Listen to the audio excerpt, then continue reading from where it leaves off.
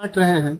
हम कहते हैं हमें सौगात मोदी की जगह हमको आईनी हक दे दीजिए। काली पट्टी ये बांधने का, ये जो मुल्क में शांतिपूर्ण एहतजाज करने का, विरोध करने का ये एक तरीका। सरकार वोट बैंक डर से आरक्षण पे बात क्यों नहीं करती है? क्या विकास कर लीजिएगा आप? हमारे पूर्वजों के जमीनों को हड़प के ठोकिए और जीरा मुंह में डाल दीजिए, सौगात देते रहिए। आदाब नाजरीन, आजाद नेशनलिज्म में आपका खैर मकदम है। मैं हूं आपका मेजबान सिराज नदवी, हाजिर हूं मैं आज की अहम खबर के साथ। सिवान शहर में जमातुल वेदा पर वक्फ बिल के खिलाफ all India Muslim personal law board की अपील पर मुसलमानों ने काला पट्टी बांधकर सरकार के खिलाफ सरापा एहतजाज किया। All India Muslim personal law board ने वक्फ तरमीमी बिल 2024 वापस लेने का मुतालबा किया है। इसके साथ ही सिवान शहर में तमाम मसाजिद में नमाजियों ने काली पट्टी बांधकर नमाज अदा की। सिवान पुलिस ने जमातुल वेदा के लिए सख्त हिफाजती इंतजाम किए थे। All India Muslim personal law board ने मुसलमानों से अपील की थी कि वो वक्फ तरमीमी बिल के खिलाफ बतौर एहतजाज काली पट्टी बांधकर नमाज जुमा अदा करे। वक्फ बोर्ड की अपील पर मुसलमानों ने सरापा एहतजाज किया है। वक्फ बिल मंजूरी से मुसलमानों को उनकी खनकाहें, मसाजिद, कब्रिस्तान और खैराती इदारों से महरूम करने की सरकार की साजिश के खिलाफ मुस्लिम पर्सनल लॉ बोर्ड की अपील पर मुसलमानों ने एहतजाज किया। मस्जिदों में मजलूम फिलिस्तीनियों के हक में दुआ की गई। उसके साथ ही वक्फ की इमलाक की हिफाजत के लिए भी मस्जिदों में खुसूसी दुआ की गई। अलविदा अलविदा माह शहरुर रमजान खुतबा पढ़ा गया। सिवान पुलिस कमिश्नर ने जुमातुल वेदा के पेश नजर सख्त हिफाजती इंतजाम और अहकामात भी जारी किए थे। इस दौरान लोगों ने अपनी नाराजगी कुछ इस तरह किया। देखिए एक एक करके उनकी नाराजगी का सबब।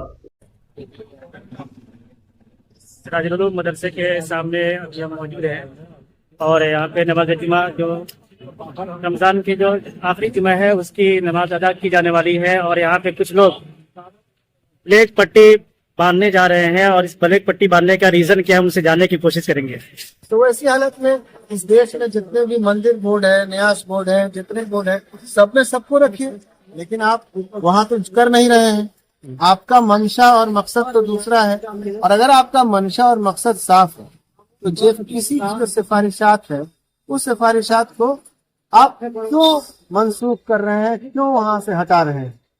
तो हम लोग का एहतजाज है।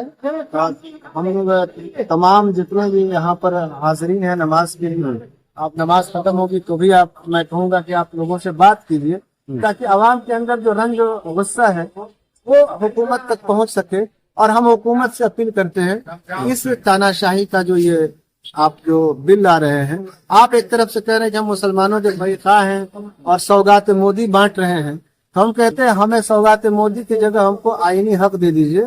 आइन में जो लिखा हुआ है उसके मुताबिक हमारे कब्रिस्तान, दरगाहें, मस्जिद और जो तमाम दूसरी चीजें हैं उनकी हिफाजत के बारे में बहुत साफ लिखा है। उस पर जो खतरा है, हम उम्मीद करते हैं कि हुकूमत हमारे एहतजाज को सुनेगी और पार्लियामेंट में टेबल करने से पहले दोबारा जो मुखालिफ जमातें हैं उससे गुफ्तगू करेंगी। बिल्कुल, क्यों काली पट्टी बांधे आप? काली पट्टी ये बांधने का, ये जो मुल्क में शांतिपूर्ण एहतजाज करने का, विरोध करने का ये एक तरीका है। और हम शांतिपूर्ण जो है अपना नाराजगी जो है दर्ज करा रहे हैं सरकार से कि ये बिल ना लाया जाए और इसमें जो जरूरी संशोधन है उसको करके अच्छे से लाया जाए, लेकिन इस तरह से जबरदस्ती हम पे ना थोपा जाए। और खास कहना चाहेंगे कि ये बहुत ही वाला महीना है, इबादत करना चाहिए। कहना चाहता हूँ कि सरकार विकास की बात करती है, सरकार विकास की बात करती है। सरकार ने किसानों के लिए कानून लाया, इधर वक्फ बिल के लिए कानून लाया। सरकार वोट बैंक डर से आरक्षण पे बात क्यों नहीं करती है? 10 साल पे आरक्षण क्यों बढ़ा देती है? विकास का बात करती है, क्या आरक्षण विकास का बाधा नहीं है? ये भी तो बाधा है। फिर कैसे विकास होगा वक्फ को हटा के कानूनों और किसानों के खिलाफ बिल लाकर? क्या विकास कर लीजिएगा आप? हमारे पूर्वजों के जमीनों को हड़प के आप किसी राम राज की स्थापना की बात करते हैं। राम राज ऐसे ही था। जो लोग राम राज की बात करते हैं एक बार इतिहास पे तो गौर डालें कि इतिहास ने क्या लिखा है। राम राज में क्या था? भेड़ और बकरियां एक साथ पानी पीती थी राम राज में। इसी में राम राज की बात होती है। क्या वक्त को हड़प के क्या साबित करना चाह रही है सरकार? मैं सरकार से ये बात पूछना चाह रहा हूँ। लाइव है ये जो हमें संवैधानिक तरीका मिला है जो शांतिपूर्ण अपना विरोध दर्ज कराने का, तो हम यही कर रहे हैं और कुछ नहीं कर रहे हैं कि शांतिपूर्ण जो है अपना विरोध दर्ज करा रहे हैं सरकार के नजदीक। और आपके जरिए कि सरकार हमारी बात को सुने। नौजवानों में काफी गुस्सा है इस बिल को लेकर के। कई बार जो नौजवान है बड़े जज्बाती हो जाते हैं। जज्बाती होने से नहीं, ये इसका कंडेम करते हैं हम इसका मजम्मत करते हैं, कंडेम करते हैं और शांतिपूर्ण से तरीके से हम करना चाह रहे हैं। महफूज रहमान सर, वक्त तरमीमी बिल का विरोध क्यों जरूरी है?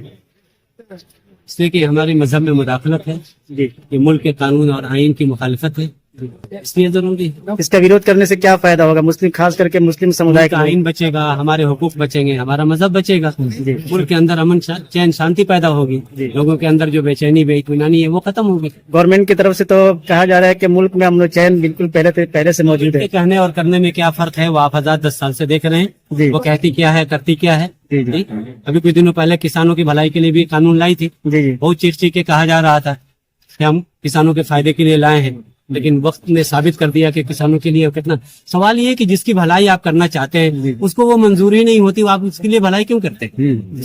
हमें भूख लगी है या नहीं है आप तय करेंगे। सर, मुसलमानों को तो मोदी जी सौगातें मोदी दे रहे हैं जी, ये तो कुछ भेजे हुए है शायद। हाँ हाँ बिल्कुल बिल्कुल, पेट पे लात मारिए, कमर पे खंजर ठोकिए और जीरा मुंह में डाल दीजिए, सौगात देते रहिए। यही तो सौगात है। हक दे दें कोई बहुत। हमको किसी चीज की जरूरत नहीं, हम उनके सौगात के हम भूखे नहीं है। हमको जो हमारा दस्तूरी हक है वो दे देना। मैं कहता हूँ कि मीडिया को या सरकार को मिली मसाइल पर या मुस्लिम मसाइल पर अगर गुफ्तगू करनी है तो क्या सरकार को इतना भी पता नहीं कि हिंदुस्तान में मुसलमानों के इदारे और तंजीमें कौन है? जी, वो दारुल देवबंद से किसी को क्यों नहीं बुलवा लेती? वो मुस्लिम पर्सनल लॉ बोर्ड से क्यों नहीं बुलवा लेती? वो जमीयत से या इमारत शरिया से किसी को क्यों नहीं बुलवा लेती? जो लोग क्या दावा उनको करते पता ही हैं नहीं? ऑल इंडिया इमाम एसोसिएशन के साबजीन वो साहब, लोग दावा करते हैं, उनको बनाया किसने है? हमारी कौन सी मिली तंजीमें उनके साथ है? आपको पता नहीं कि हमारी मिली तंजीमें कौन है? जी, तो हम लोग भी नहीं जानते। ऐसे लोगों को न जाने कौन कौन से ओहदे दे दिए जाते हैं, कौन सा स्कॉलर और फला का ओहदा देकर चोगा पहना कर उनको बैठा दिया जाता है, और आप लोग उन्हीं की बातों को चलाते भी हैं। अफसोस के साथ मुझे कहना, इस्लाम के बारे में जानते भी नहीं। लोग इन्हीं लोगों की बातों को इस पे ज्यादा देते हैं, जो मिली तंजीमें हैं उनकी बातों को ना आप लोग सुनते हैं, ना अगर वो कह भी दे तो उसको स्पेस भी नहीं दिया जाता। जी जी, ये अफसोस की बात। तो अभी सीवान के लोग या कहेंगे पूरे बिहार, पूरी दुनिया के लोग जी आपको देख रहे हैं, जी, क्या अपील करेंगे? इससे वक्त तरमीमी बिल से जो रिलेटेड लोग इस वीडियो को लोगों से देख क्या रहे हैं, अपील करेंगे? उनसे ये इस मतलब कहेंगे क्या कहें? कि ये वक्त तरमीमी बिल हमारे मजहब में भी मुदाखलत है, मुल्क की दस्तूर के साथ भी खिलवाड़ है और छेड़छाड़ है, इसकी पुरजोर मुखालिफत होनी चाहिए। हमारे अकाबिर इसके लिए जो भी तहरीक चला रहे हैं, इंशाअल्लाह हम वादा करते हैं कि कदम ब कदम हम उनके साथ रहेंगे। तमाम छोटी बड़ी खबरों के लिए बने रहे हमारे साथ और हमारे YouTube चैनल आजाद नेशनलिस्ट को लाइक, सब्सक्राइब, शेयर जरूर करें। साथ ही हमारे Facebook पेज को फॉलो, लाइक और शेयर करना न भूले।